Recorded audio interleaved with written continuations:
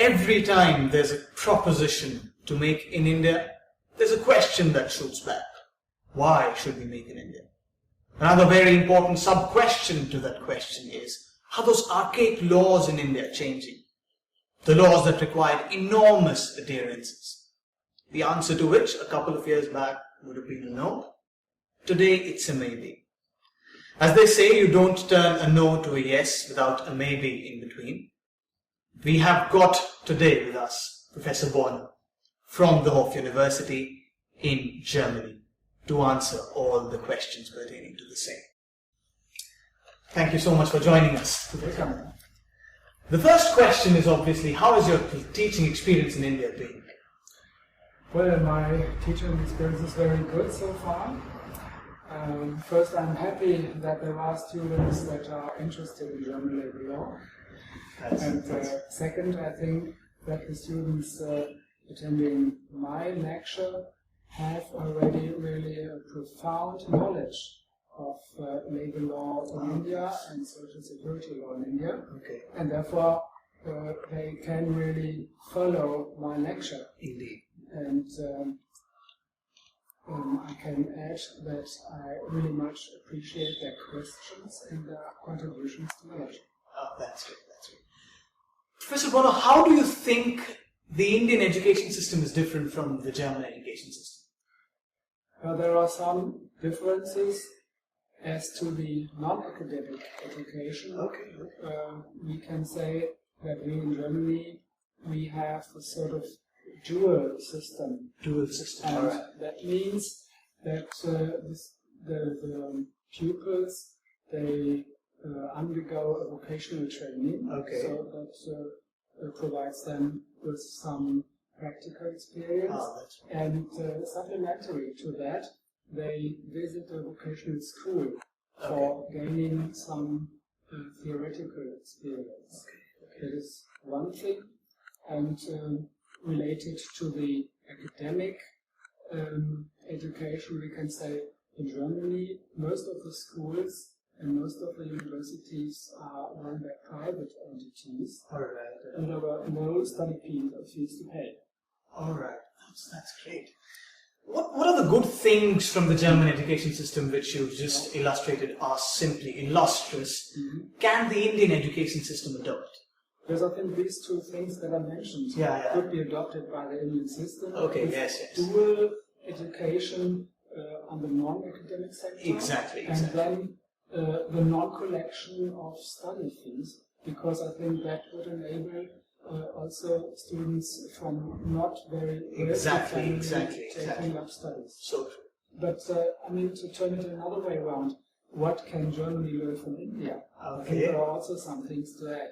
I think with regards to Nila University, for instance, I think that Nila University really provides outstanding infrastructure and facilities for the students, like maybe the classrooms with air conditioning, or the transport facilities for the students and for the staff. I think that's a good thing we could adopt in Germany. And there's another thing which could be adopted by us. I think that there is a great variety of activities from the students. Indeed, there are. That could be a good example for our students in Germany as well. That's super, Professor. Now, another question, moving on to your area of expertise, is how do you think the Indian labour law, which has had its ups and downs over the years, discernibly different from the German labour law? Of course, there are many differences in the details. Okay. But as to the fundamental questions and answers, I think there are many similarities between the two systems. And there is one other difference, and that relates to the area of application of labor law. Okay. In Germany, it is the case that labor law covers nearly every employee in Germany. But I think that in India, not all of the employees and workers really can enjoy the benefits of labor law. Exactly. So that is one big discernible difference. Exactly.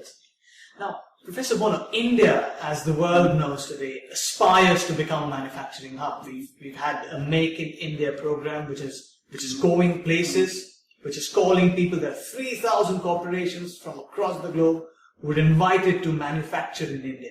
Now, what are the prospects for a country which is willing to become a manufacturing hub, keeping in mind the labor-intensive techniques that India follows? What are the prospects with reference to the labor laws that such countries have? I think such a country should keep in mind that sustainable economic growth requires good working conditions. Exactly. Because good working conditions attract highly skilled professionals. They do. And they have increased quality, they have increased motivation of the workforce, they have to reduce work accidents, for instance, and they have to increase the quality of the products. So I think we should keep in mind the working conditions. But on the other hand, of course, it would be a little costly to implement that and to improve the working conditions. Exactly. But I think that would be an investment that will pay off in the future. Exactly. And this is true for the companies, for the individual companies, as well as for the Indian economy on the whole. That's superb. That's an investment into the future, as Professor Boerner puts it. Now, to the last question, Professor Boerner, and perhaps the most important one to the law students who are listening to you. What is your advice to young law students from India in terms of opportunities that they might enjoy, in terms of anything for that? Yeah, I think the students should take advantage of all the opportunities offered to them during this study time. First, of course, they should try to become good lawyers. Indeed.